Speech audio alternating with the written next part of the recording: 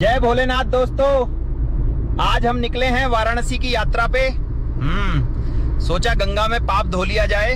दोस्तों फाइनली पहुंच गया हूं। अभी आरती देखते हैं, फिर शुभ गंगा स्नान किया जाएगा। बहुत ही अच्छा महसूस हो रहा है दोस्तों। जय गंगा मैया, हर हर शंभू। बाबा, आप सब कहां से हो?